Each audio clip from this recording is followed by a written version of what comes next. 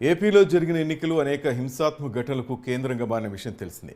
మే 11న ఎన్నికల పోలింగ్ రోజు పల్నాడు జిల్లా మాచర్ల నియోజకవర్గంలోని పోలింగ్ బూత్లో ఈవీఎంను ధ్వంసం చేస్తున్న దృశ్యాలు వెలుగులోకి వచ్చాయి. ఈ దృశ్యాలు చూసిన ప్రతి ఒక్కరిని షాకు గురిచేశాయి. మాచర్ల వైసీపీ ఎమ్మెల్యే అభ్యర్థి పిన్నెల్లి రామకృష్ణారెడ్డి 202 నెంబర్ గల పాల్వాయి గేట్ పోలింగ్ కేంద్రం లోపలికి వెళ్లి చేసిన పని పోలింగ్ సిబ్బందిని అవాక్కయ్యేలా చేసింది. రూల్స్కు విరుద్ధంగా లోపలికి వచ్చిన ఆయన నేరుగా ఈవీఎం మిషన్ వద్దకు వెళ్లి దాన్ని తీసుకుని కింద ఎత్తికొట్టారు.